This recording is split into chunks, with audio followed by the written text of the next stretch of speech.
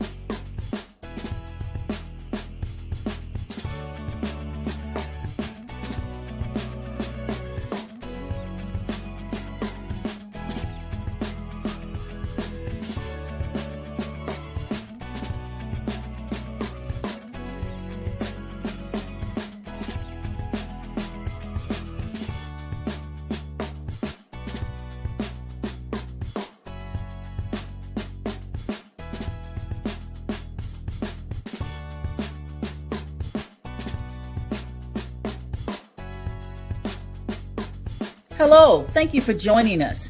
We are celebrating and amplifying Black artists and Black art. Our performance today is the Secret Society of Twisted Storytellers. The live performance features storytellers who will share their personal stories related to Black art and Black history. The interactive performance is sponsored by Bedrock and the Carr Center of Detroit. The live stream has been made available by AARP Michigan. Our performers welcome your questions, so please put your questions in the chat and they will be addressed at the end of the program. We really appreciate you joining us today. Stay tuned and enjoy.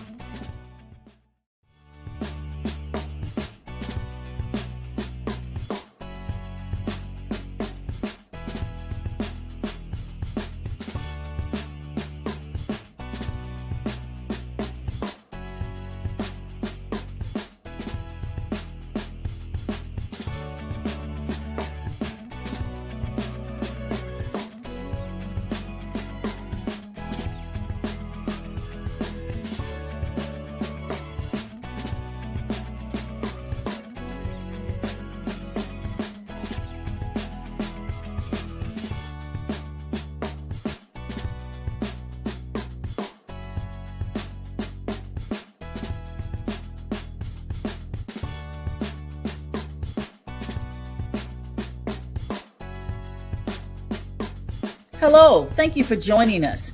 We are celebrating and amplifying Black artists and Black art. Our performance today is the Secret Society of Twisted Storytellers. The live performance features storytellers who will share their personal stories related to Black art and Black history. The interactive performance is sponsored by Bedrock and the Carr Center of Detroit. The live stream has been made available by AARP Michigan. Our performers welcome your questions, so please put your questions in the chat and they will be addressed at the end of the program. We really appreciate you joining us today. Stay tuned and enjoy.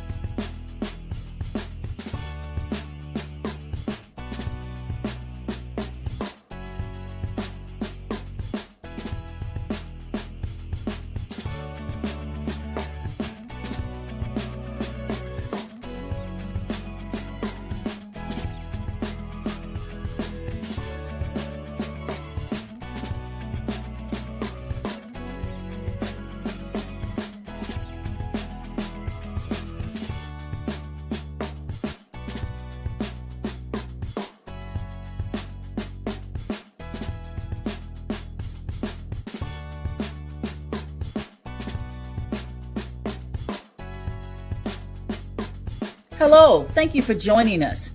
We are celebrating and amplifying Black artists and Black art.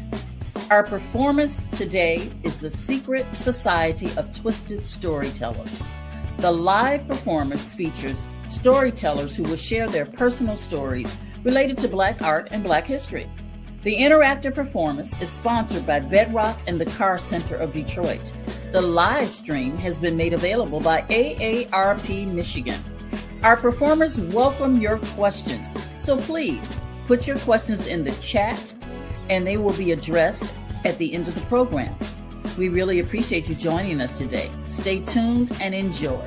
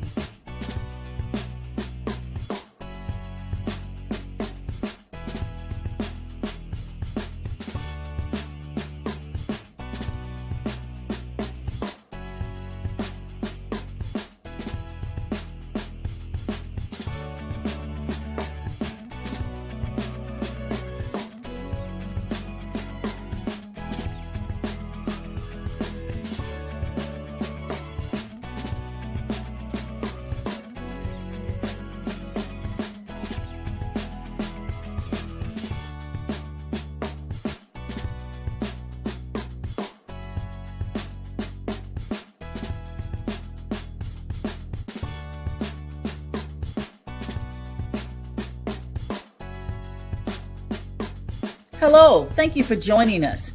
We are celebrating and amplifying Black artists and Black art. Our performance today is the Secret Society of Twisted Storytellers. The live performance features storytellers who will share their personal stories related to Black art and Black history. The interactive performance is sponsored by Bedrock and the Carr Center of Detroit. The live stream has been made available by AARP Michigan. Our performers welcome your questions, so please put your questions in the chat and they will be addressed at the end of the program. We really appreciate you joining us today. Stay tuned and enjoy.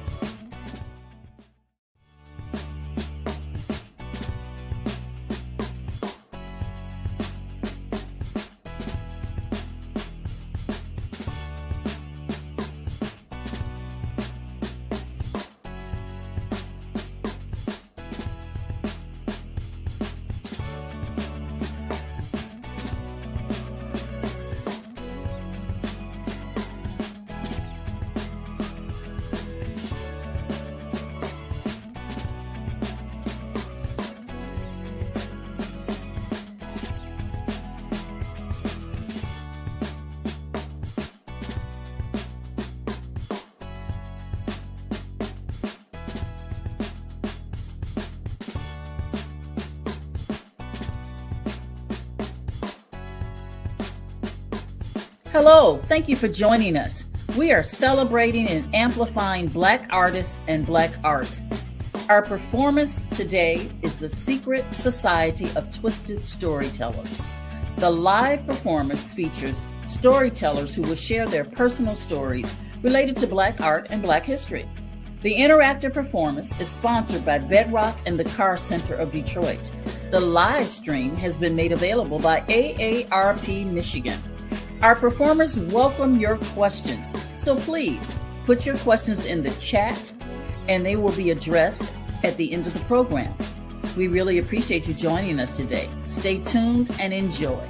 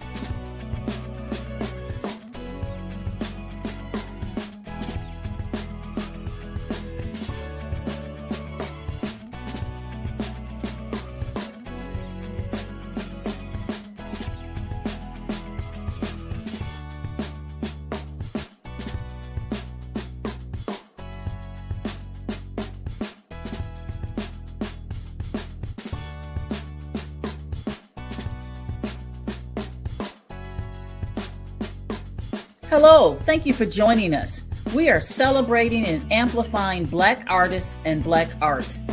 Our performance today is the Secret Society of Twisted Storytellers. The live performance features storytellers who will share their personal stories related to Black art and Black history. The interactive performance is sponsored by Bedrock and the Carr Center of Detroit. The live stream has been made available by AARP Michigan. Our performers welcome your questions, so please put your questions in the chat and they will be addressed at the end of the program. We really appreciate you joining us today. Stay tuned and enjoy.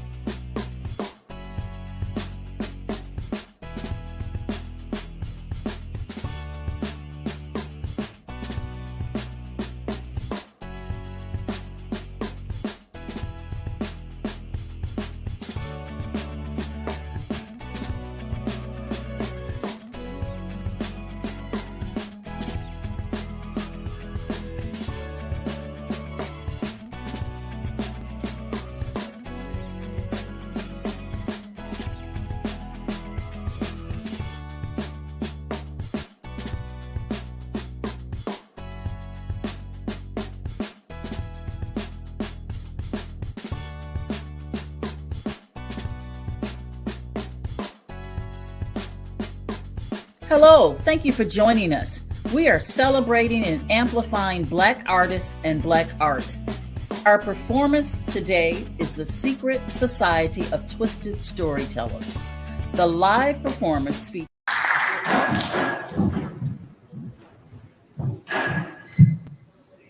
So we would like to, on behalf of the Carr Center, we would like to thank Bedrock Detroit for this wonderful, beautiful space. And today we are being live streamed on AARP by AARP. And so we welcome them this afternoon to our storytelling event. And without further ado,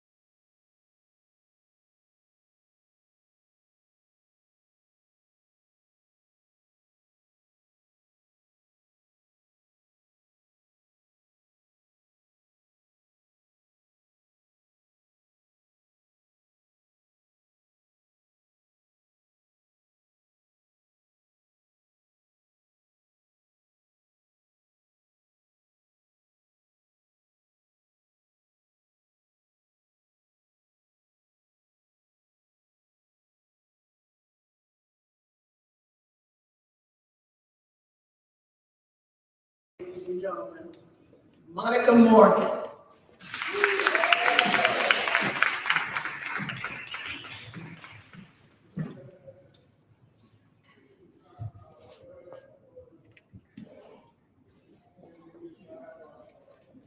It's 1994.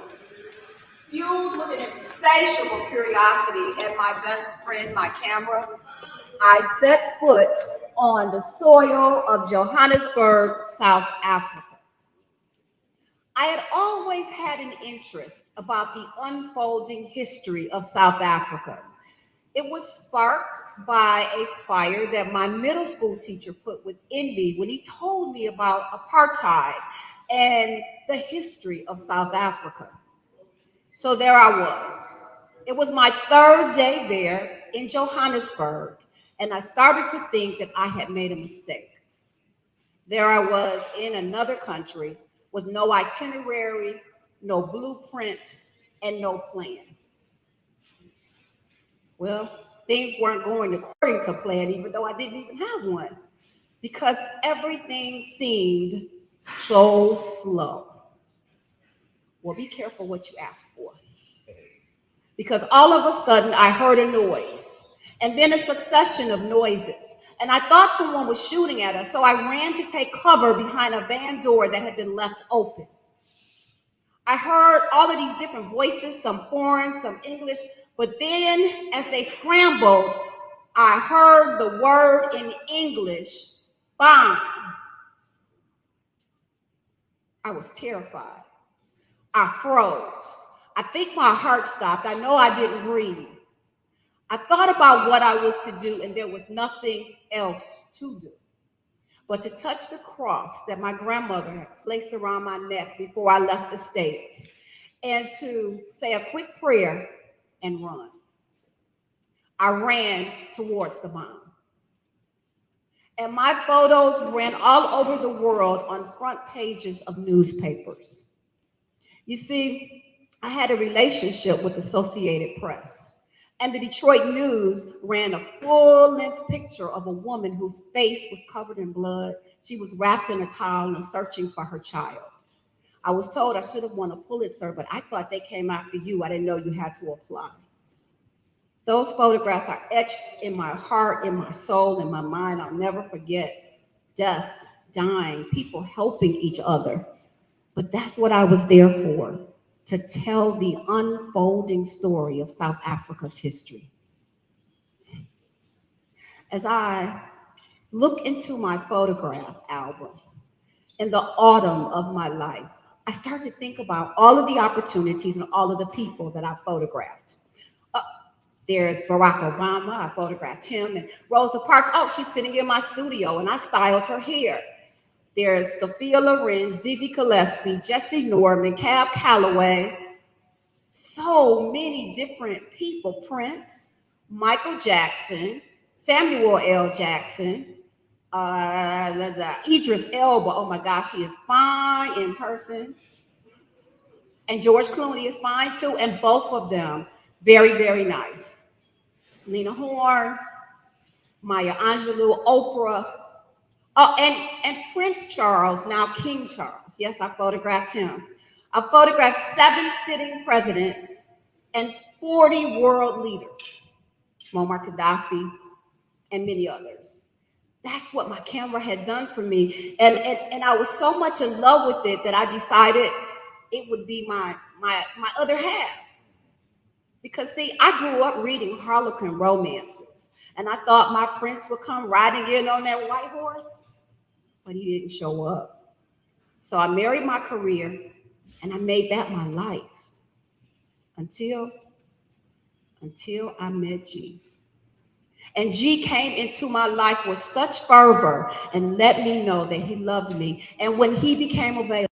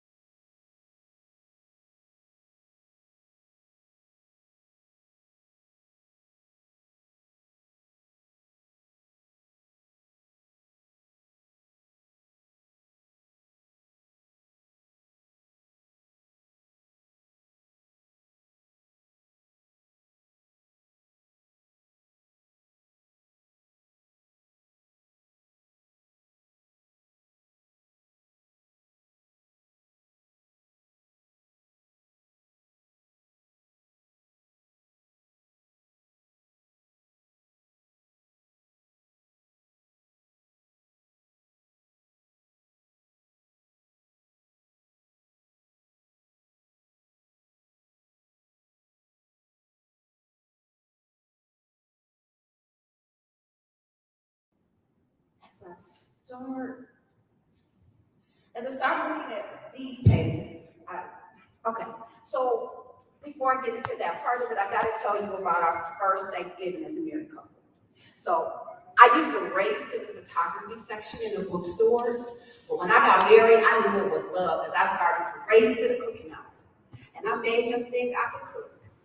And I think he was so blinded by my love that he believed it. So for Thanksgiving, he said, I'll make the turkey, I'll make the dressing, and you make the sides. So I said, oh, yeah, I'm a whiz at mac and cheese. He didn't know I was lurking around the grocery store the night before, looking for a woman in a cheese aisle, hoping that they would share some kind of macaroni and cheese recipe. Well, that night, he turned over and he said, hey, Monty, are you going to the kitchen? I said, I'm going to get something to drink. He said, well, cut the turkey, cut the oven off, and leave the turkey in it. And I said, that doesn't sound right. Are you sure? And he said, yes, I'm sure. And so I said, okay. Well, the next morning, I raced in the kitchen because I was ready to make that mac and cheese. And the kitchen smelled like turkey. And I went to the oven, and there was the turkey, and the oven was still on. I knew it was going to be a I Love Lucy, Ricky moment, and I was mad at myself, and I knew he was going to be disappointed in me because I had ruined our dinner. And so he started to check the turkey, and I made him think I had done what he said. I felt guilty. I said, I did it. He said, that's okay. It was my responsibility, not yours. It made me love him all the more. All those pages, I don't want to look at those pictures. Things started to change. He was recuperating from a persistent pain after having his gallbladder removed. And so we went to a new doctor, and that doctor said, all right, I just want you to go to the emergency room to have some testing done and to have a scope. He didn't make it seem like it was an emergency, so we were laughing and dancing and joking and messing with each other all the way. And whenever he stayed in the hospital, I stayed there too. He never went to a doctor's appointment without me. I was always there. So it was no different when we ended up spending the night that night. Well, the following morning, I was surprised. The surgeon came in and he flopped in a chair. He said, hey, big fella, wake up. And he told me, go have a seat. And then he said, I found 9 tumors in your liver and 1 in your pancreas, and I'm so sorry. I had to let it sink in. So sorry. What do you mean you found it early? You just took his gallbladder out. And I'm so sorry. Well, you see, I don't serve a God that doesn't have control. So I prayed and he prayed and our faith became stronger. And I just knew that that wasn't the end of our story. We had so many more chapters left to live. He told me, Monty, don't let those doctors bring me any bad news. I want to only hear the positive things because I need to keep all of those negative voices out so that I can stay positive and keep my faith. And I said, okay. So in the hospital, we would have fun, we would laugh, we would dance, we would kind of do makeshift ballroom dances from his bedside. The hospital staff couldn't understand how we could be so cheery. Well, I had to be that because I knew that's what it was taking for him to get through it. But then the doctor started to call me into the hallway more and more and more. And I would go back in and I would be strong. And then, oh gosh, I gotta tell you this too. So he always would send me the most romantic text messages, and he'd leave beautiful voicemails and also send me greeting cards. And so on Valentine's Day of 2015, he said, wow, 3 years. You've been my wife for 3 years and you promised never a dull moment and you surpassed that. LOL. Yeah, it can be something else. Anyway, so he said, we have so much more left to do. So many more seasons, so many more chapters of our life and our love. He said, we're winning. I won the day that I met you. I thank God every day for you. And we've got to go to Egypt and beyond. And I believed him. It's March 9th, 2015. The doctors had come that morning and said it would be any minute. How could they say something like that? They weren't God. How could they know? He lay in the other room in hospice, slipping in and out of consciousness. And I believed he was going to be okay. We had only been married 3 years. There was so much more left.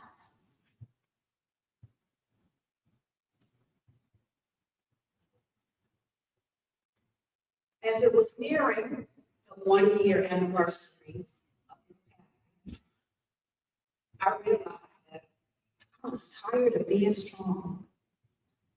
I had been strong for so long.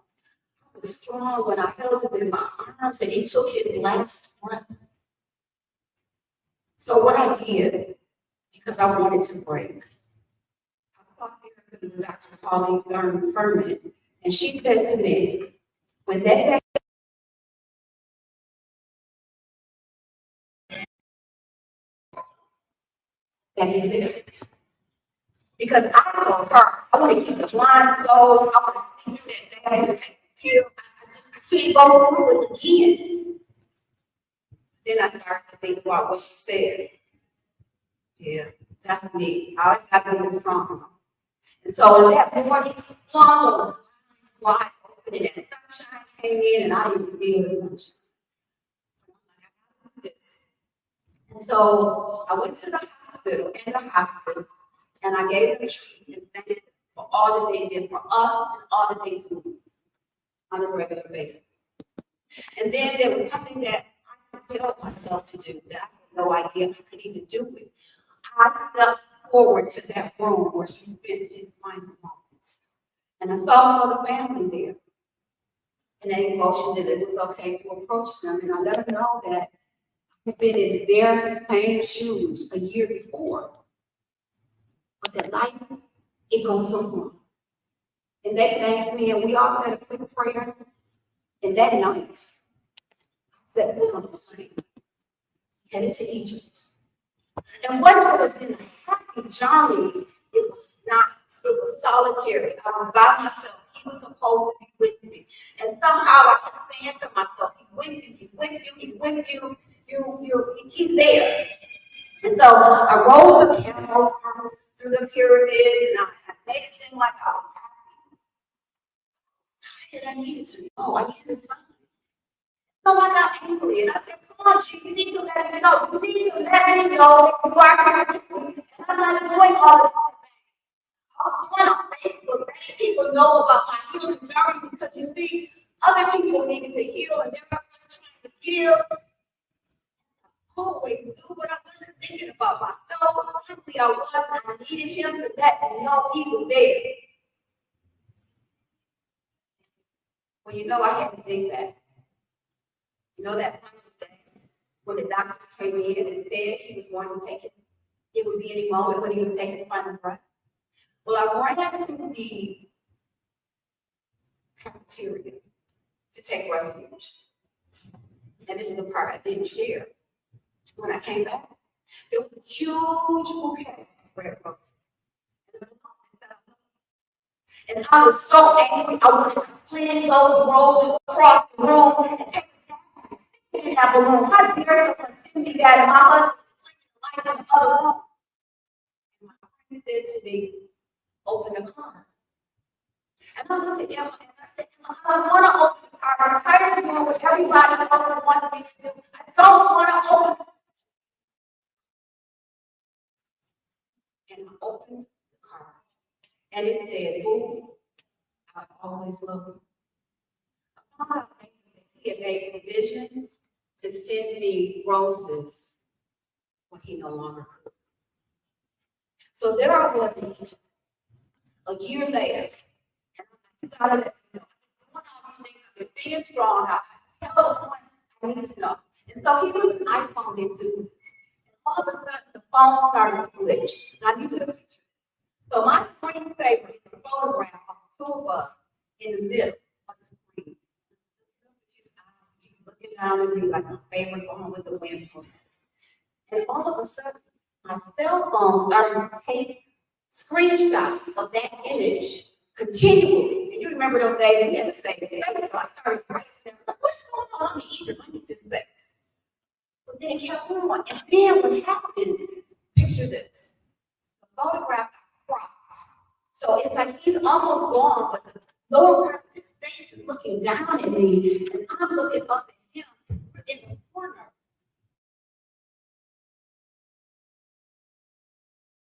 And I realized that I asked for a sign, and he had given me one, because that's the kind of love that we had.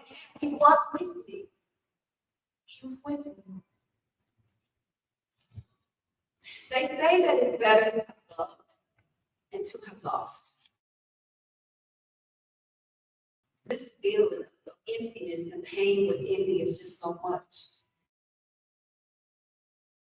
And I realized that he wants me to continue to be strong, but he wants me to be strong in another way. He wants me to finally be ready. I'm ready. I'm ready to close this photo album and start anew. I'm ready to start living again. I'm ready. Ready to love again.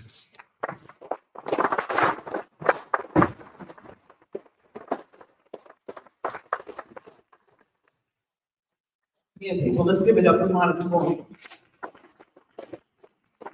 Go hard. Go deep. We never know. Just want to notice for a minute. We might celebrate anything in here today. Anniversaries, birthdays, divorces. Oh, okay. That usually belongs to our next. I'm bringing to the stage next via Kim Royster. Let's give it up for me.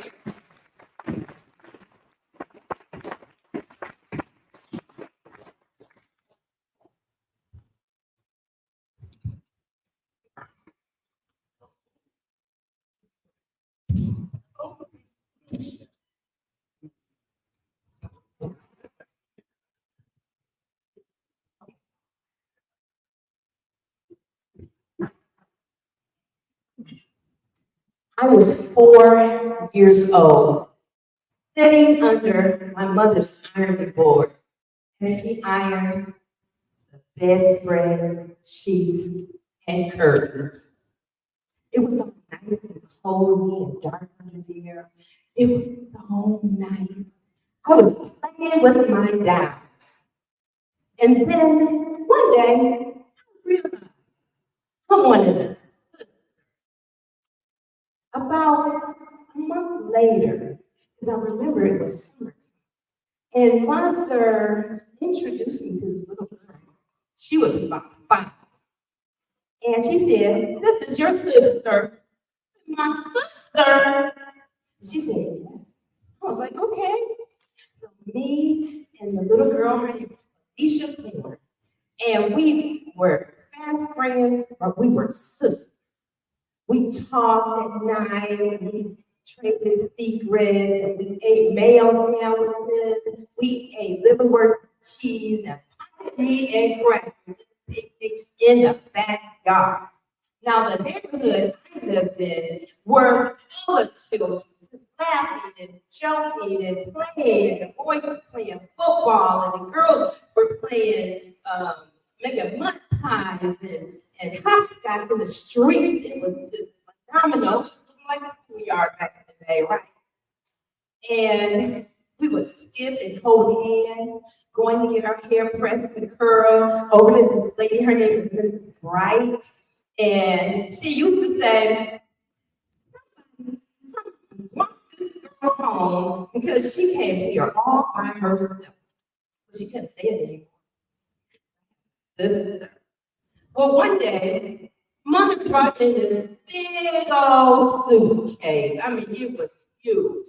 She put her shoes in there, her clothes, her toys, her knives, her books, everything that she owned. She put in this big suitcase. I'm like, "What's going on?" And my mother sat us down and she said, "Well, Felicia's being adopted out." What did you say? And I was wondering, was I going to be next? But that never happened. But I finally learned that my mother and father were foster parents, and they believed in giving back to the community. Well, that day, me and Felicia, we cried and we wailed and we were so happy, and she was gone. I didn't have a sister, and it was so sad. I thought I was like Lucy on The Color Purple. Me and you would never pop, but she was gone. About 5 years later, my mother sat me down and she said, "Here's your sister right here." I said, "What?" This is DeWine. She's your sister. DeWine was 17 years old. And come to find out, my mother was 17. She was a teenage, unwed mother today. And what they did back then was they gave that child to a distant relative who couldn't have any children. So she raised her up, but the teen years proved to be very difficult for Auntie Pearl because her school and her grades and her social life and their boys and staying out late. Auntie Pearl couldn't take it no more. She sent her to Detroit. And when she got there, I was like a fly on the wall because her teenage years were so busy and just very, very, everything was going on with her, even the grades, and out late, of course, the boys. Well, Tawana finally fell in love and she moved out. She had a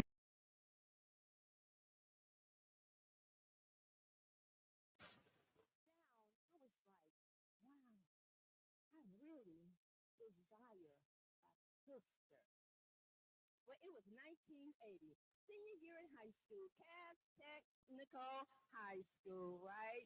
My summer was ahead of me. I'm going off to college. I'm going to lay back and sit back and just have myself a good old summer. My dad, he was the first Black American to work for MDOT. He was a supervisor over the Roads and Highways Department. And he said, "You need a summer job." So I was like, "A summer job?" Well, he got me up that morning, and next thing I knew, I was picking up trash along the highway and we was painting fences in the CETA program. Okay. And that's when I met Denise. All Denise did that whole summer was talk, talk, talk, talk, talk. She was a talker. She was a first year college student over at Michigan State University, and she was a talker. I was like, what is she going to talk about next? Well, one day, she began talking about a sorority. I was like, a sorority? What's that? She said, it is a wonderful organization. And it began in 1913 by 22 women at Howard University. And they stood for academic excellence, scholarship and service, community involvement, and sisterhood is the best part. And they wore the coolest colors, red and white. I was like, whoa, yes. So guess what? At Grand Valley State University, I crossed over with one other girl, and her name was Bella. So Grand Valley State University, small university, but great big sisterhood. All the 9 members, and me and Bella were so close. We became so close. But, as you know, I graduated. It was gone. But that's when I met the love of my life. His name was Willie, and he was an AIA. A good time with all the fraternities and the sorority, Alpha, Beta, Delta, and we lived a beautiful family life. 2009, my father had a stroke. And guess who stepped up to the plate for me? That was so much in the sorority. And I enjoyed their company because they helped me feel time. And at that time, my mom started displaying signs of dementia and Alzheimer's. So they helped me navigate the health system. They helped me navigate the court system. And they helped me navigate my home life and with the children and the kids that they were growing up. They really was there for me. And my mother made her transition in 2018. And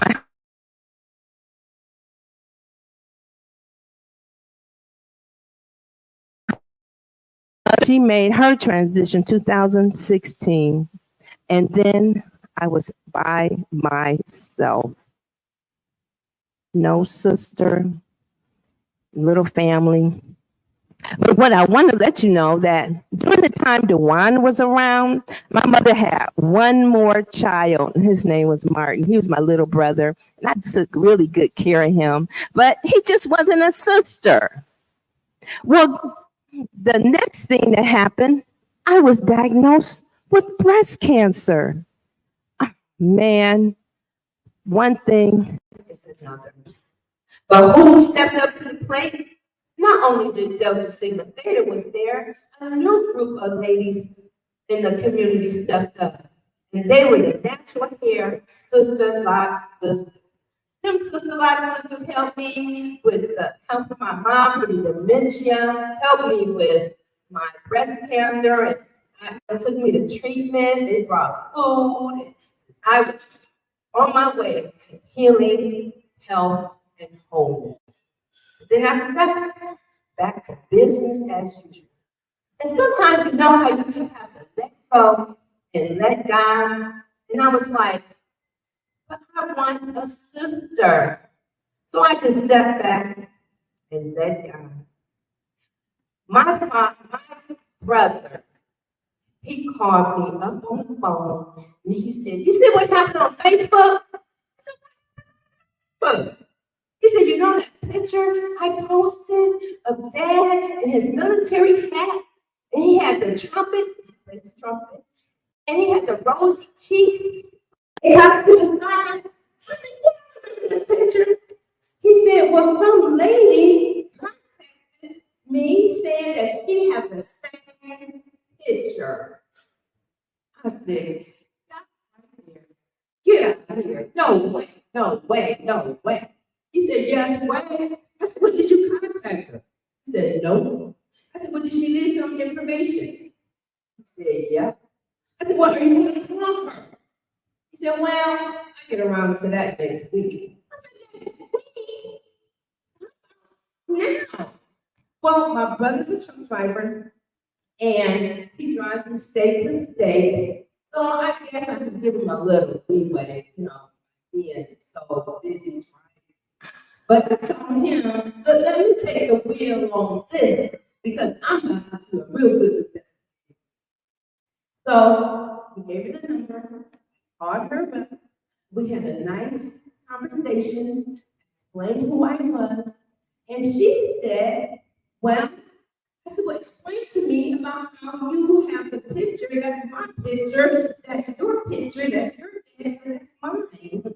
She said, "Well, my mother told me in 1998 that, the man that you thought was your father, that's not your father. Your father's name is Henry Royster. Picture to prove it."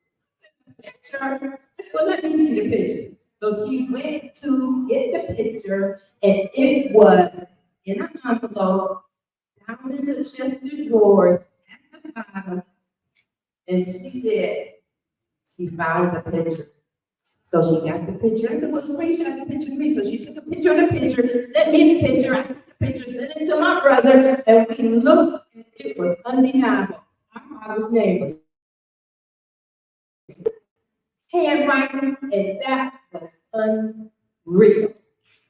So I asked her, I said, "Well, how did you connect the picture to us?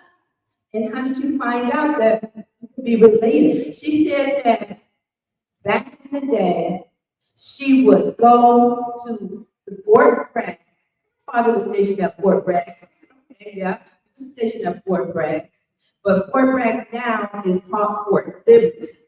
And back in those days, they had a fire of 1970 destroyed most of the military records, about 3/4 basically of all the military records.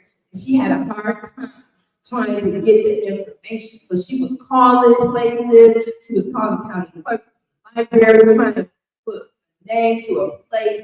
And back then, the bills started racking up. Because what did they have back then?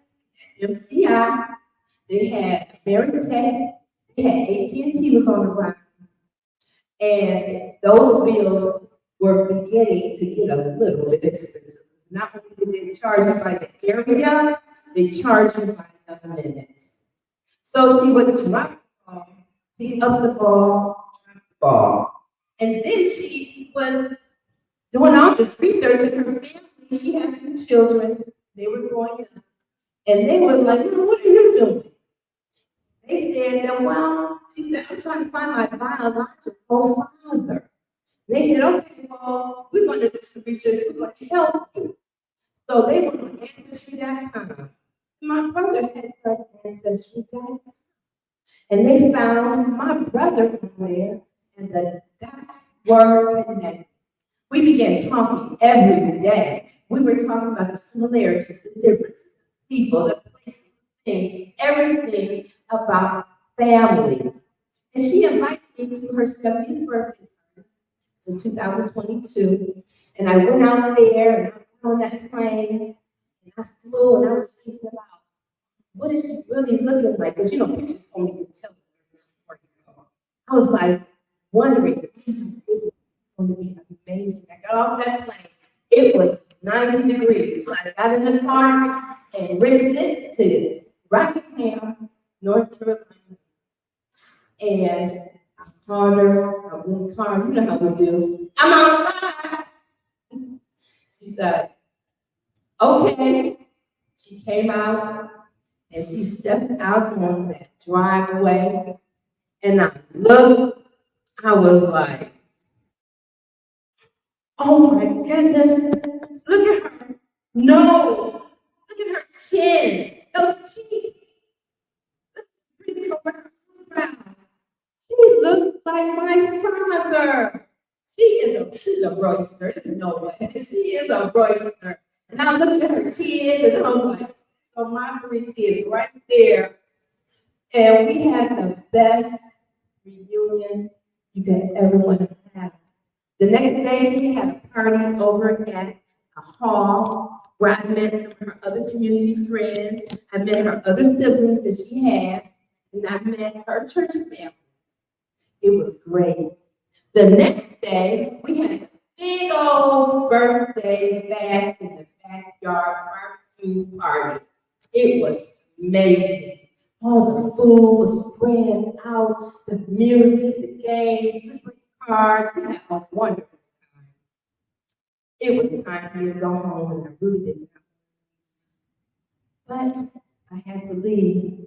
So we began to talk and develop a relationship, and our bond became stronger and stronger. And just last year, she came out to my 4th of July family celebration, and we even had even more fun. We came even closer, more close than you could ever imagine. She met my sister-like family, and she met my sorority family. She met my children. And now she has nieces and nephews. I have more nieces and nephews. We have a wonderful, small, little family that we can share. People, if you know of some family out there, do your research. There are technology out here to do it. You can find your family now. If you know of a distant relative, go out. Just pick up the phone and say, you know what? I love you. Just reach out.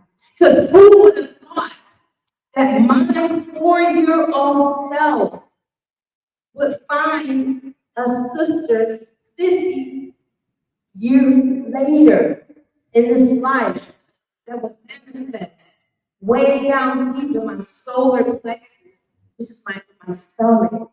I sleep, my liver, they just deep down. Gut feeling. I have a sister found a sister. And just yesterday, my brother said, "Did you see what happened on Facebook?" Thank you.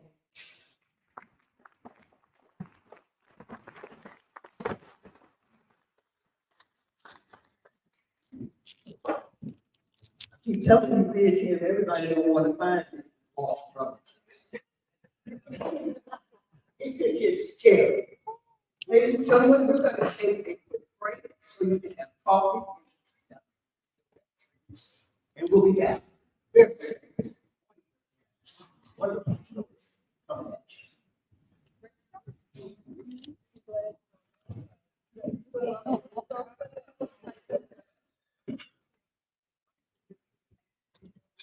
on. Audio. Oh, no, we can.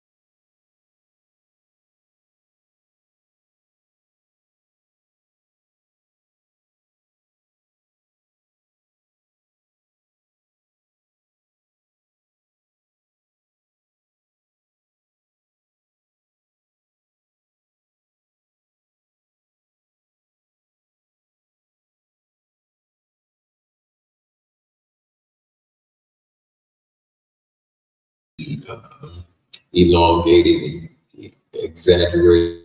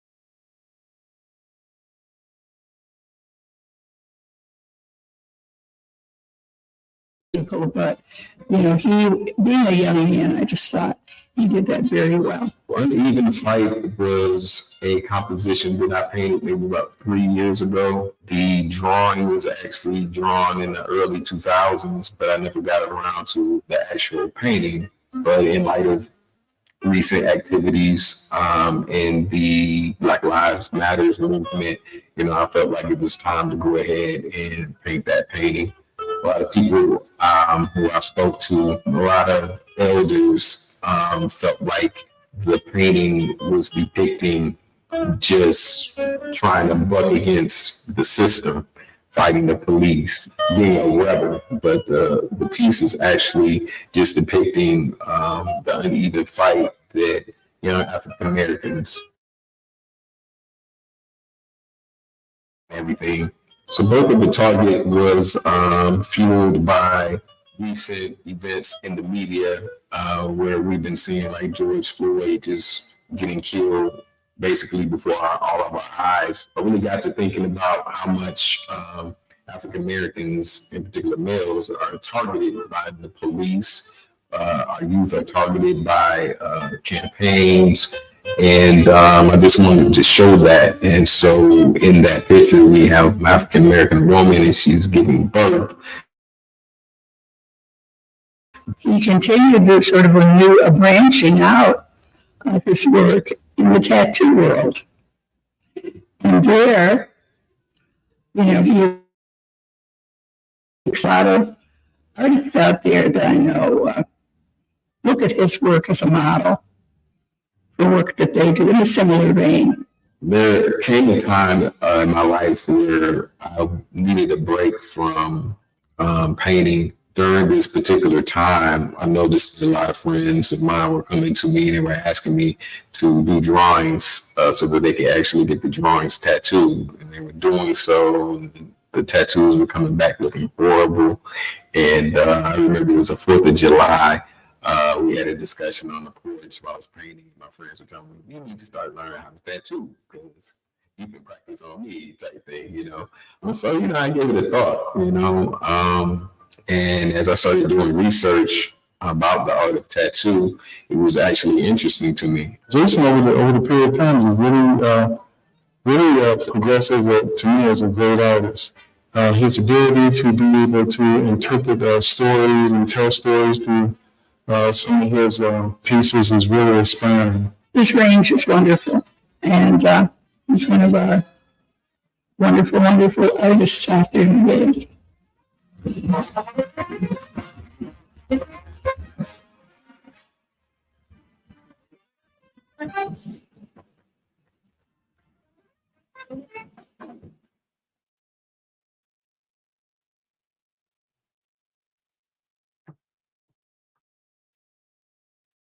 unwarranted carelessness.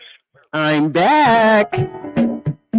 We're about to start the second half of the Secret Society of Twisted Storytellers.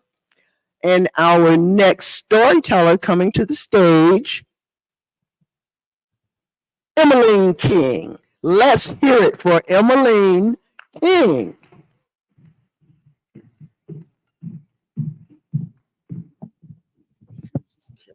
Thank you.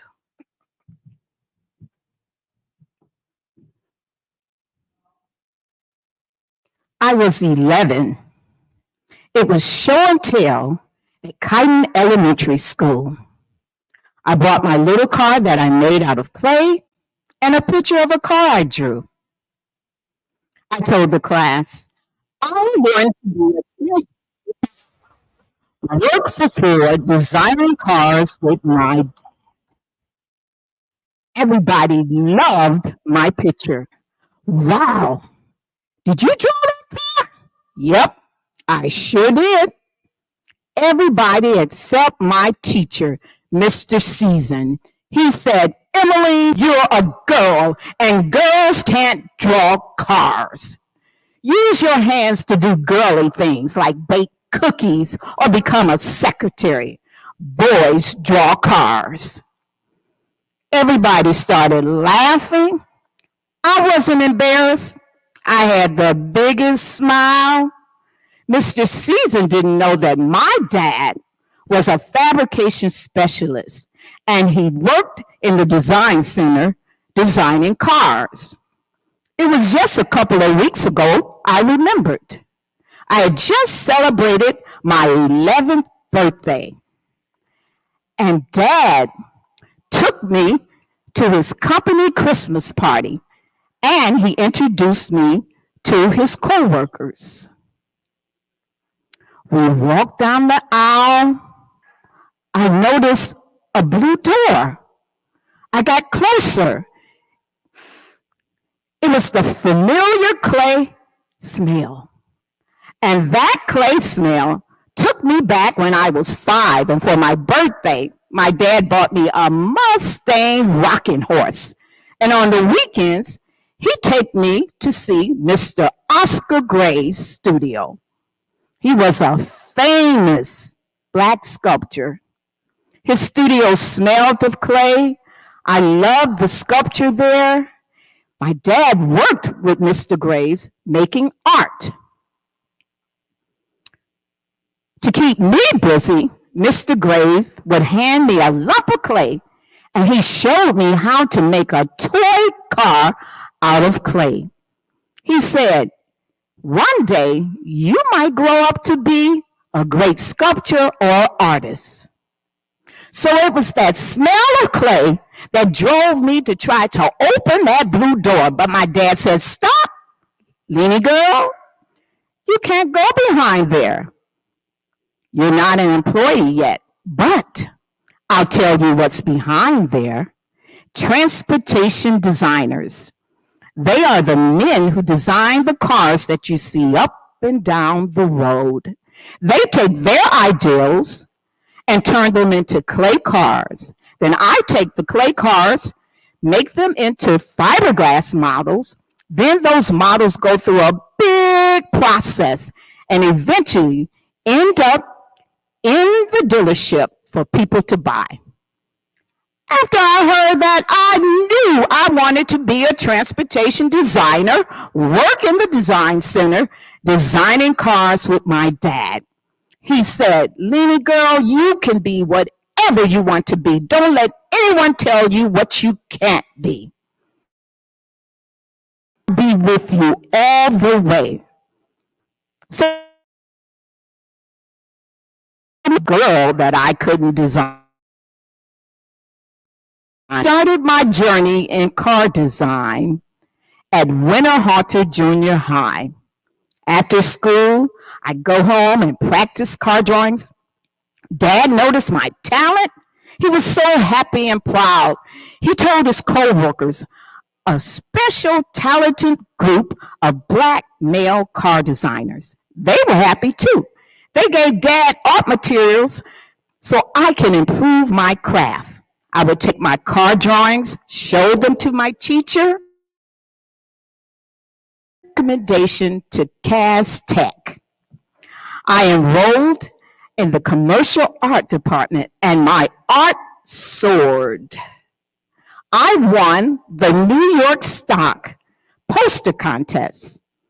My entry was job equality for men and women in the workplace. I enjoyed drawing cars. I was the only female in my class. I had no time for boys. My life was committed to being a transportation designer.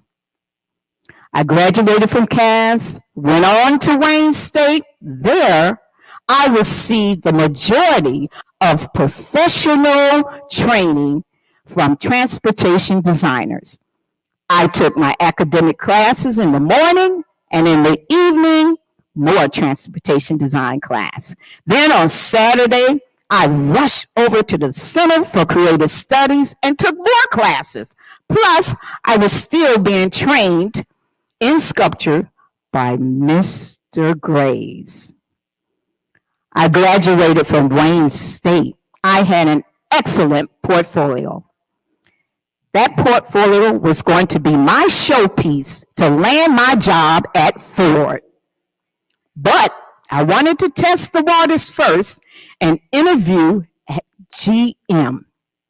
Personnel, they took my portfolio, had me wait in another room for hours before coming back and saying, GM's not hiring. Wow. A few years later, I saw my design concepts on GM products. The next interview was with Ford.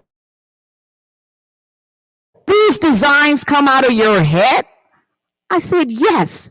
I even showed them a sketchbook of my vision of what Ford products would look like. They answered me, sorry, Ford's not hiring. Dad said, don't give up. I said, Dad, can you get me an interview with the president of design, Mr. Jack Talnack? Mr. Talnack was ready to hire me right then and there, but he couldn't. His hands were tied because Ford had placed a freeze on hiring. He told me, Emily, I recommend that you go to the Arts Center, College of Design in Pasadena, California. And if you graduate from there, you'll be equipped to run Ford. Tuition was expensive. Tuition was expensive. But Dad made it happen. Art Center was impressed by my portfolio. I only had to attend 18 months to get my degree. The Smithsonian magazine wrote an article and it stated, Emily King, Ford's new designer, displays her design concepts. I was the first Black female to graduate in transportation design from the Arts Center. My fourth interview, I landed my job, and on October 24th, 1983, I hired in at the Ford Motor Company as the first African American transportation designer. What a historic day. My father and I, we rode into work together. He asked me, Emily, I want you to promise to document everything because one day it's going to come in handy. The first studio I was assigned to was International Studio, and my desk was located right behind that blue door that I encountered 15 years ago when I was 11. The Black mentors were there to welcome me. My dad was beaming with pride. I met Mr. McKinley Thompson. He was the first Black car designer. A year later, I'm off to Europe, designing cars in Italy, England, and Germany. I returned back to the States. I was assigned to the Thunderbird studio. My talents took off. I helped design the '89 Thunderbird, the 1990 Thunderbird Super Coupe, Ford's first patented wheel cover. All my designs made it into production. I was so happy to see my cars driving up and down the roads. I had to set a new goal. I had a problem. There was only 1% of Black car designers in management, 0% for a Black female. The rest of my coworkers would return from foreign service and they were promoted into management. I had the most seniority, a thorough education, 3 foreign service assignments, and all my designs made it into production. But it wasn't enough to get me to break through that cement ceiling. And to make matters even more a little difficult, Ford hired in female car designers. Every last one of them ended up in management. I took my concerns to HR, but I kept hearing the same record over and over. Emmeline, keep up the good work. Dad said, you want your problem solved? Go to the main source. I went and spoke to a design executive. He told me management needs to relate your face or your name with a hot project. That's fine and great, but I'm not the designer who gets selected for these hot projects. He said, be patient. Something's coming down the pipeline. It wasn't too long that management announced the redesign of the 1964 Mustang. It was going to be a hot project, and they were going to be very selective on what designers would be on this project for 4 years. I took off. I requested from management, I have to be on this project. I want to be on this project from start to finish. I will concentrate on introducing the female market. There's a problem that the male car designers, they weren't concerned about the problems that females were facing with the vehicles. Females, we love cars, we drive cars, we buy cars, and I'm proof I could design them. I incorporated a lot of design features that catered to women. The door handles, the buttons, the switches, all of the components inside had a smooth, rounded edge surface. So number one, it wouldn't break a fingernail, it wouldn't split a skirt or rip a pair of stockings. The seats were designed with ease and comfort so that it didn't matter whether you got in or out of the vehicle. You wouldn't have to worry about entering in with a high heel, a long gown, or a short skirt.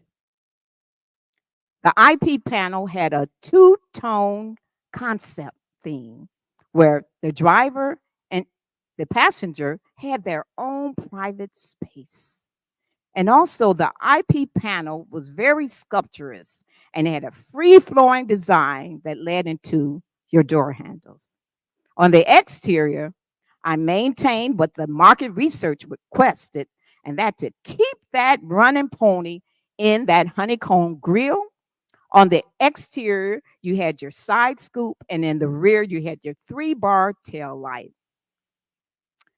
The 1994 Mustang interior theme didn't change. It lasted for 14 years. It didn't change until 2008. I had helped design a Mustang. It was a muscle car with a sweet, soft touch, of feminine excellence. The 94 Mustang and myself received nationwide coverage, magazine coverages from Ebony to Road and Track. It received the Motor Trend Car of the Year. I received the Spirit of Detroit. I also made a guest appearance on Good Morning America when I introduced the Mustang interior at the North American International Auto Show. After I finished the Mustang, management knew my name, knew my face, but it did not land me a job in management. It did for every male car designer that worked on that project. I got transferred to other design studios, but my talent still prevailed. I helped design the 2000 two-seater Thunderbird convertible, the 2002 Lincoln Town Car, the 2004 Lincoln Aviator. And in 2007, things started to go downward. I was transferred out of design into brand marketing. It didn't make sense. I was more valuable at designing cars than analyzing them. And then on July 29th, 2008, my career crashed. Ford downsized, and I was given involuntary company separation. How could that happen to Ford's poster child? I had 1 week left before I would celebrate my 25th anniversary. But in spite of all of this, the big task was, how was I going to say 5 words? Dad, Ford let me go. He remained calm. He said, go tell your mom. Then he asked me, did you keep your promise?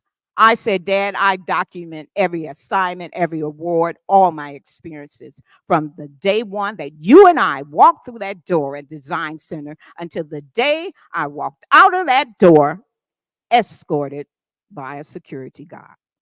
My father, being a Baptist pastor, said, now, the Holy Spirit said, the world needs to hear Emmeline's story.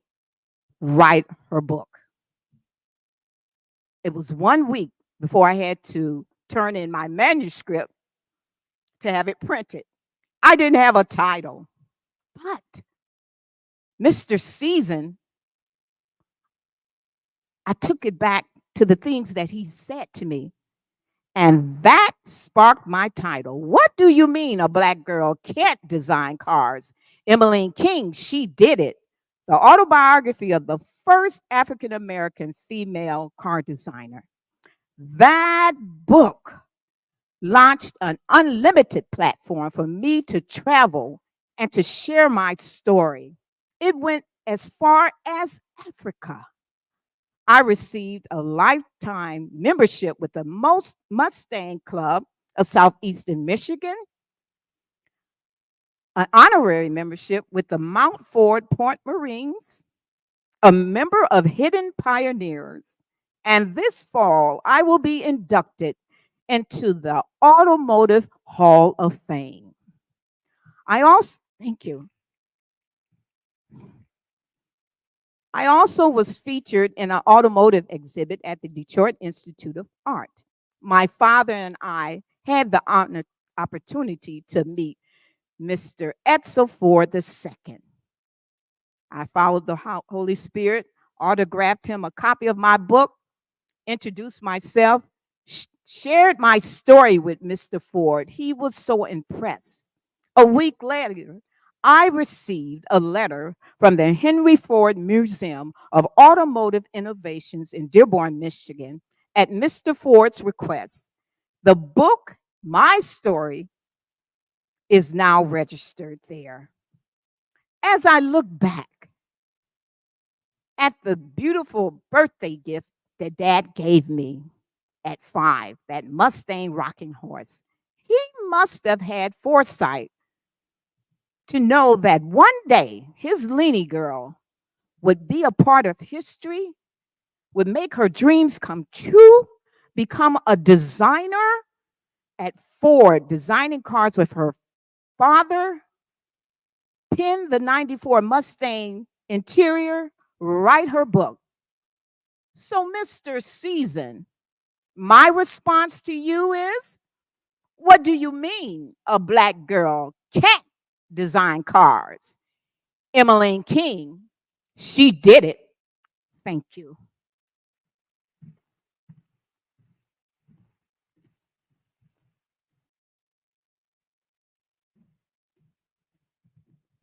One more time for Emmeline King. I call her our super sister. There's a message there. Don't stop fighting. How we doing so far? All right. We've got one more story that is sure to amaze you. Hang in there. Ladies and gentlemen, coming to the stage, Daryl Siggers.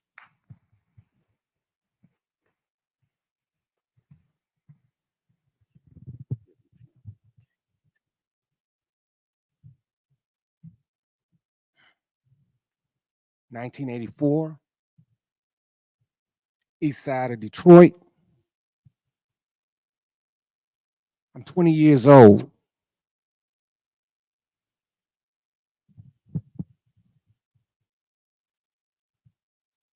I decide to go over to my son and daughter's mother's house to see my children. It's February. It's cold. It's about 7 o'clock. Get there. There's a guy there named Mookie, which is her cousin. Another guy named Toby Red. My children. So we sit around for a while, smoking weed, drinking. Knock comes at the door. 3 individuals come in. They start in also drinking, smoking. Everything is cool. And then a fight breaks out. We all square off on each other. And the guy that was there named Toby Red, he decides to leave. He runs out saying, I got something for y'all ass. So we continue to fight with these guys until my son and daughter's mother come out the room and she said, listen, everybody got to go. But they refuse to leave until subsequently they leave.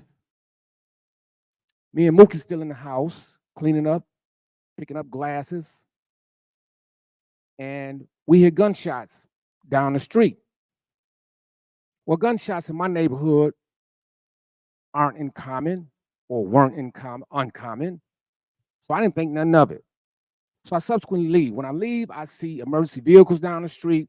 Again, in my neighborhood on the east side of Detroit, that was not uncommon. So I keep on and go on about my business. A couple of days later, my son and daughter's mother contacts me. She said, listen, the police want to talk to you. And I said, for what? She said, a guy got killed. One of the guys that was at the party that night got shot and killed. So I said, okay, well, I don't want to talk to them. Big mistake. Their focus then became solely on me because I refused to talk to them. So my father, he suddenly convinced me to talk to him. So I agreed. They agreed to meet me at my father's house. They said, we simply want to talk to you. So they get there. As soon as they get in the door, they grab me, put the cuffs on me, and say, you're under arrest for first-degree murder. So when I hear this, I keep telling them, y'all got the wrong guy. I don't know what y'all talking about. That's not correct. They take me to jail. I go to downtown Detroit, 1300 Bobian. They take me to the homicide section. Now they keep me here for hours, continuously interrogating me, trying to wear me down and break my sense of resistance because I keep telling them, I'm not the right guy. I don't know what y'all talking about. So they continue to play this good cop, bad cop routine on me. One guy would come in, hey, you want some coffee, some water, a sandwich? I said, yeah. Other guy, he'll go out. Other guy come in, the mean cop, and he's screaming and hollering at me. We know you did this. You're going to tell us you did this. And he go on and on and on with this narrative trying to make me confess to a crime I didn't commit. So this goes on for hours, and I'm exhausted, tired, scared. And this guy, so finally, he gets up, he flips his chair around, his face is this close to mine, and he says, listen, I'm going to get a piece of paper and a pen, and you're going to sign a statement admitting that you killed this man, or I'm going to knock the shit out of you. So I'm scared to death at this point. So he leaves out. I don't know what to do at this point. I've been in this room. This is the police. I can't call the police because these are the ones that are subjecting me to the terrorization. And that's what they were doing. They were terrorizing me. You can't call your father. You can't, there's nothing you can do. And so as long as they want to keep you in that chair, that's where you're going to be, in this hard little chair. So I look over and I see a window. Well, I'm not about to sign no statement confessing to a crime that I didn't commit. So I run, jump out the window. At this time, I don't know I'm 5 stories up. So you can imagine halfway down, I thought to myself, this was not a good idea, but I can't go back up. So 3 stories down, I hit the first landing. Boom, I roll. I'm on autopilot now. I'd have liked to went back up, but that was impossible. So it's 2 stories more down. I gotta jump. I jump 2 more stories.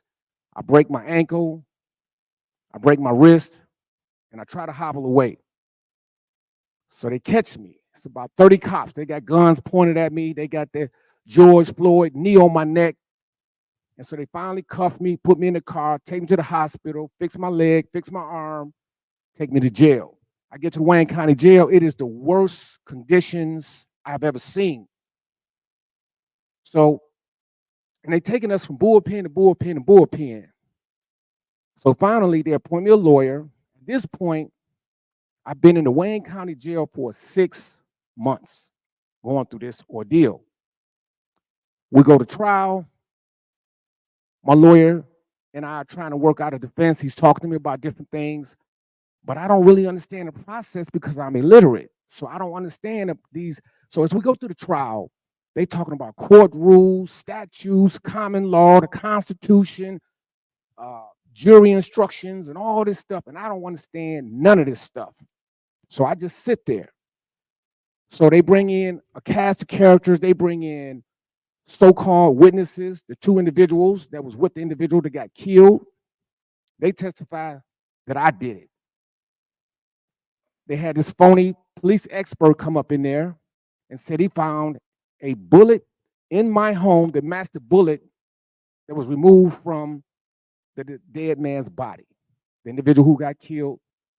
And he said they were identical lands and grooves. And there was no doubt about it in his expert opinion that the bullet that killed the defendant, or should I say the deceased, came from the same weapon where the bullet was found in my home. So they tell the jury this, and I tell my lawyer, I said, man, this is not true. They lying. He looks at me, he says, shut up, stop talking to me, let me listen to the testimony, and stop acting like a kid. I never said another word to him during the whole trial unless he said something to me. So we go through the trial, and the trial lasted 7 days with mostly 90% of the people that came in was police witnesses just talking about what they found at the crime scene and so forth and so on. Certain searches that they did, certain tests that they took. And so the 7th day, we go back in. I face the jury. Now I've been taking my Bible to court with me every day. I've been praying. I have absolute faith because I know I'm innocent. They come back guilty. Now, when they said these words, it was like somebody had hit me in the head with a brick because that's how I was dizzy when they said it. I fly back down in the chair. 2 guards came over, 2 sheriff deputies came over, lifted me up by my arms, took me out. And the way they take you out, they put chains on your wrists, chains around your waist, chains on your ankles, and you got to walk like this, duck walk. But they done chained me to 20 other guys. I feel like a slave. And in my mind, I'm saying, this cannot be happening to me. One moment I'm in my father's living room, the next moment I done jumped 5 stories, charged with first-degree murder, now convicted of first-degree murder, and now chained up like a slave. So I knew what the sentence was going to be, because if you're convicted of first-degree murder in the state of Michigan, it is an automatic sentence of mandatory life. So my lawyer explained this to me. So I go to the sentencing hearing, and I think I'm prepared for the words that this judge is going to utter. And she says, Mr. Siggers, I am sentencing you to the rest of your natural life in prison under hard labor. Again, the brick. It was like somebody hit me in the head with a brick. I thought I was prepared for it, but I wasn't. And I remember my father came to see me before the sentencing, and he told me, he said, boy, I'm not going to be there. And I can't stand to see you like this, so I'm not coming to see you no more. And I never seen him again. So I get sentenced. Again, they chain us and shackle us all up, chain me to 20 other guys. They take me to prison. Now, when I get to prison, they send me to the oldest prison in the state of Michigan. This place is built in the 1800s, called the Michigan Reformatory. It's the oldest, drabbest, ugliest place you want to be. So I get in this place, they line us all up, and they taking the chains off. And I never forget how these chains sound as they're taking them off. Ching, ching, because they're dropping them on the ground. Ching. So tears running down my face. But at this point, I'm almost so numb because they done degraded me and demeaned me in every way possible, to the point where I almost don't feel anything, because you have to almost turn yourself off when you're going through that type of trauma. So I turn myself off. They strip us. They make us take off all of our clothes. You got to bend over and smuggle nothing from the Wayne County Jail into their prison. And then they dispatch us to different parts of the prison. And everything in this prison is steel and concrete, everything in here. So I get halfway down. They take me up on the floor. I get halfway down. And the guard, he radios to another guard, open up cell 47. And so boom. And I look in there, it's a cage. I said, man, that's a cage. He said, step in. I said, in there? He ushers me by the arm, pushes me in, slam the door. Boom. Now I'm looking, and I'm saying to myself, how will I survive this? How will I survive this? I got a natural life sentence. I'm essentially on death row. I just ain't got a date for them to put the needle in my arm and give me the gas. So I'm angry. I'm angry at everybody. I'm angry at the police. I'm angry at my lawyer. I'm angry at the judge. I'm angry at the prosecutor. I'm angry at myself for allowing myself to be put in this position, even though I was innocent. So I'm seeing stuff in this. I'm seeing stuff that normal people shouldn't even see. Guys getting stabbed, guys getting raped, guys getting beat down, conned, everything. And so I'm walking the yard one day, and an older gentleman, he said, look, young fella, you're walking around trying to be tough. You need to get your butt in that law library and learn the law so you can get your butt up out of here. So I said, what is the law library? Where is it at? He said, come out tomorrow. I come out tomorrow. We go to the law library. He began to teach me these statutes, these court rules, these jury instructions, this common law, all about the Constitution. So now I'm understanding this stuff, and I'm becoming more empowered because now I know how they got me here. So the more I read, the more I want to read. The more I study, the more I want to study, because I want to learn this law. I want to learn everything I can about this process, because during the trial I felt so powerless because there was nothing I could do. I was ignorant. I didn't know anything. I was a 20-year-old kid, a 20-year-old man child was locked in the ghetto of his own mind. And so I began to study this stuff and learn this stuff. I earned my GED. I earned my associate degree. And then I was working on my bachelor's degree. So now I'm learning everything I can, but I'm negative. I'm hateful because they done took my life away from me, and the process has betrayed me. Everything that I believed in, I even threw my Bible in the corner. Didn't believe in that either because it said the truth will set you free, and it didn't set me free. So I lost hope and faith in everything. But the more I educated myself, the smarter I became, the more knowledgeable I became, the more loving and understanding and positive I became, because I began to learn that negativity begets negativity. So as I began to become more positive, positive things began to happen to me and for me. People began to come into my life, lawyers, doctors, psychologists, professors, students. So in 2002, and I was writing a letter to someone every day. I wrote some legal organization, some lawyer, begging for help. So one day in 2002, the University of Michigan appointed me 4 law students from the Innocence Project. And we worked on this case tirelessly. And I love these students because they had heart. They would go to the toughest parts of the neighborhood,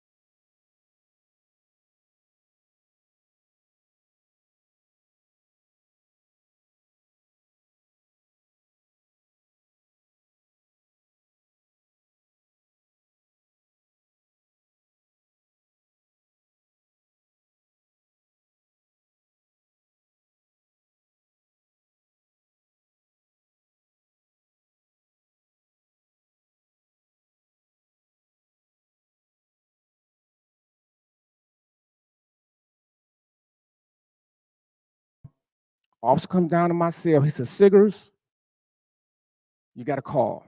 Your lawyer wants to talk to you. I go up, and the first words out of his mouth was, Daryl, they granted it. They vacated your conviction. Now, when I hear this, I'm so full of elation and emotion that I don't hear nothing else he said. It was like somebody had put some earmuffs on me because I didn't hear nothing else. It was like I was in the Twilight Zone or the Matrix. My vision began to narrow, and it was like, man, I'm just seeing things moving in slow motion because, mind you, I've been on death row essentially for 30 years. And by this time, by the time they get to doing these tests, I've been in there 34 years. So I said, listen, man, I need a moment to compose myself, please. He keep talking, telling me what the process is. I said, I need a moment to compose myself. He said, okay, man, I'm gonna call back in 5 minutes. I go down to my room, get on my knees, I thank God, I pray to God, and so officer come down to my room and said, listen, man, you got 2 hours to be off this compound because you're no longer under the jurisdiction of the Michigan Department of Corrections. And so I said, look, we can leave now. He was like, no. You got to pack up all that stuff and we're going to take it to the property room. And I said, okay. He go back upstairs. I poured out all that stuff onto the rock. And I said, anybody want some free stuff? Them guys came out and vamped it. Whoop, it was gone. 5 minutes, it was gone. Officer came back down there. He said, listen, that's not what I had in mind, man. I said, it's gone. I said, let's go. So we leave. So we go back to court and the judge formally announces, Mr. Siggers, she apologized and said, you are free to go. We are completely vacating your conviction, dismissing it, and fully exonerating you. We acknowledge that you're innocent. Sweetest words I'd ever heard. So when I get home, one of the first things I do is I try to reach back and help some of the individuals that's inside. I've had the privilege and honor of speaking at every major university in the state of Michigan. I've been across the country giving speeches, working with people. I've been back into the prisons, talking with guys, working on reentry programs. I've even written a book. And I would suggest that anybody who has any connection to the criminal justice system get this book. The name of the book is What You Need to Know Before Hiring a Lawyer and What You Need to Know Before Filing an Appeal. Everybody gonna come in contact with a lawyer at some point in your life. It could be dealing with product liability, it could be with civil lawsuits, insurance, divorce. You're gonna come in contact with a lawyer and you need to know how to deal with lawyers because lawyers will bleed you dry. And one of the things that this book talks about that I wrote is retainer agreements, contracts, and how they're supposed to process your contract and your fees. It talks about the Constitution. It tells you about the many different legal terms. It's 54 pages written in plain, simple language that the common person can understand. You can read this book in 30 minutes and it will give you a lifetime of information, and particularly in terms of how to navigate our criminal justice system. I've created another business called Legal Access Plus, where we get legal documents for individuals, because if you don't have documentation to fight your conviction, you can't get out. You need evidence. And so individuals hire me to get their police file, prosecutor's file, court file records. They also, we're working on transitional housing for individuals. And so I hit the ground running. I haven't had a chance to rest, don't want one. My rest and peace comes from reaching back, helping others. I even went to the Michigan legislature and testified before the Senate and House Judiciary Committees to create a forensic science commission so that these phony experts, these phony forensic experts can't get up in these civil and criminal trials and just lie. They have to have certain criteria or certain credentials before they can even be allowed to testify. We found out that the so-called expert in my case was not an expert at all. He was a phony, he was a fraud. He had no training, no real training in ballistic identification, all lies. And so as I became more positive and trying to do the right thing, every time I did something good and every time I do something good for someone else, God does something greater for me. And that's just been my motto. We're going all over the country, helping people, doing what we can. And it's been truly an honor, going to see young people, working with them. And sometimes you go back into the prisons, you see these folks, man, and It's hard to go back and talk to some of these guys, but I've learned that you got to be strong. No matter what obstacle comes in life, you got to keep going. And that's why I love telling this story. It's a story of redemption. It's a story of a man redeeming himself. And there's so many others who are in these prison walls who's given up and their families have stressed out. And I'm telling you, keep going. See, if you think of a problem as a problem, then it's a problem. If you think of an obstacle as an obstacle, then it's an obstacle. You think of adversity as an adversity, then it's an adversity. But if you think of it as just another circumstance in life that you are ordained to overcome, then it ain't. No matter what you do, you can overcome. 34 years.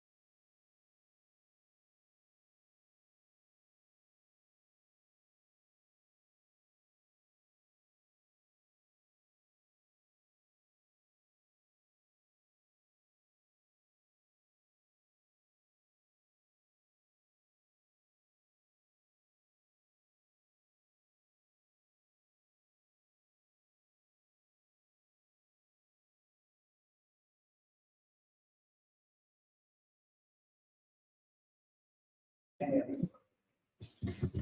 you. And now, I'd like to turn over the questions and answers to the ladies of AARP.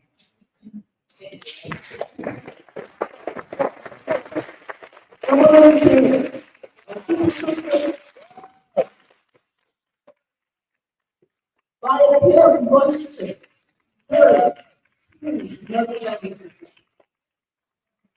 the king also has heard wonderful, wonderful story finally up over there. Okay, so my very first question is, how do you become a storyteller?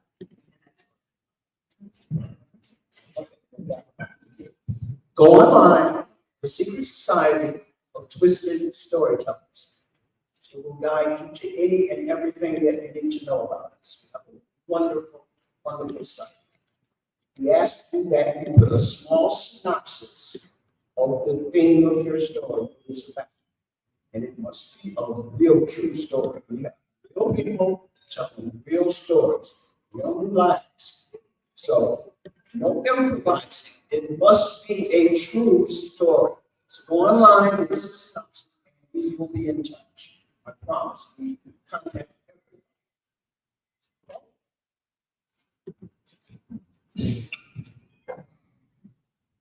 Hello, this question is for Via Kim Royster. Where did you begin to do research on your family, and did you find any more family members? My brother did Ancestry.com, and my sister, her name is Dorothy Patterson. Her son did Ancestry.com. And they connected because the DNA, when you do the Ancestry.com, the names will come up, distant relatives. And then we also did a DNA mouth swab, and that confirmed it.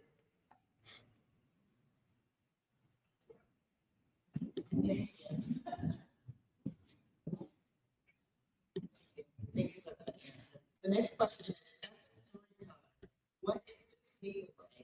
you want your audience to read?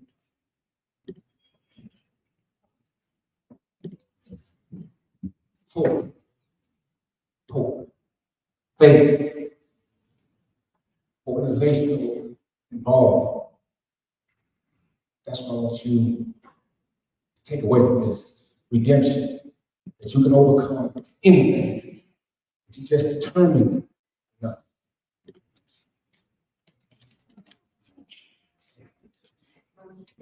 I would say if you have a passion, if you have a goal, don't let anyone stop you, hinder you from reaching that. And you will have mentors in your life. They're like bridges that help you cross to reach your goals. And I tell a lot of young people, if Emily King was able to do it, then you can too. The trail has already been cleared out. And you have people like those of us that are here that will help you get to that final destination of your goal and passion. Thank you. Next question. Once you apply to be a storyteller, how are they chosen?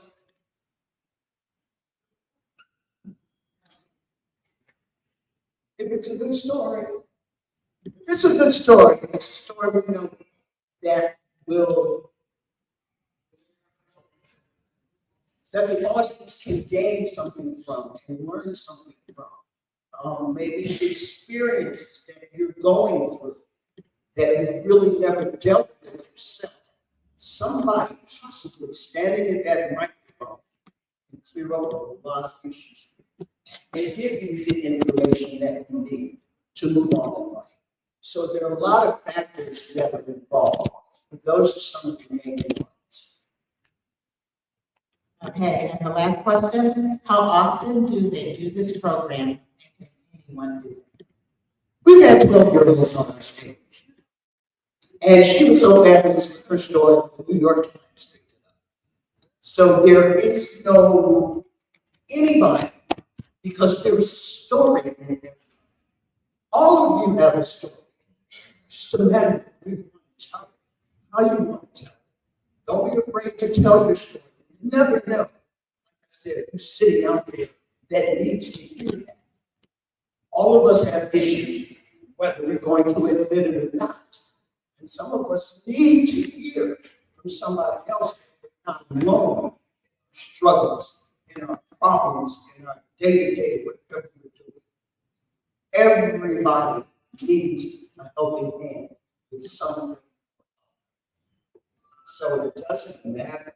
Just be brave enough to stand up and tell your story. It's your story. Some people say, oh, well, I might mess up. You can't mess up. It's your story. Nobody can tell your story with you. And when I say we've had everybody on our stage, we've had everybody on our stage. All walks of life, all shades, all colors, all religions, you name it, politically, you name it. They've been up there. They've all taken a shot at it. And they've all said, I'm nervous. Oh, you're on TV every day. Cut the crap. Get to the mic and tell your story.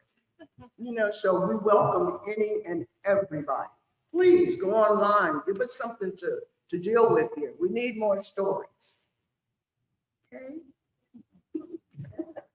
Thank you.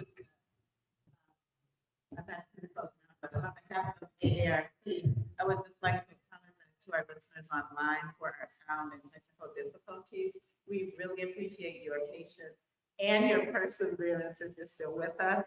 We will at a later date have a link and allow everyone to rewatch these amazing storytellers in the future. So thank you so much for being with us.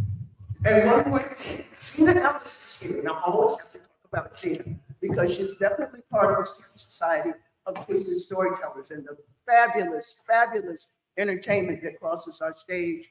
She is responsible for it. If any of you don't know this woman, she's a professional dancer. If you've ever been to New York City on Broadway, you have seen her.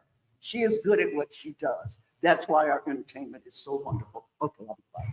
Thank you, Cheryl. The other thing I'd like to say about storytelling is that your stories are Your stories are curated. So Cheryl or Satori or myself will listen to your stories and you will rehearse them before you get on stage. So if you think you have a story, as Cheryl mentioned, go to the website, write your synopsis, and then start writing your story so that, because most of them will be accepted, so that you'll have an idea of what you want to talk about. We'll drop it into a theme, because each month it has a theme, but the theme may not be literal. So today we're talking about love, but we weren't talking about love as in relationships. We're talking about different types of love. That's why our stories are twisted. So, as George said, everyone has a story, so please feel free to visit our website and see the number of stories that we have done in the past and submit one of your own. On behalf of the Car Center, I would like to thank everyone for coming today to experience this beautiful space. Would also like to thank Bedrock Detroit and AARP for sponsoring this today. And have a good afternoon. Thank you.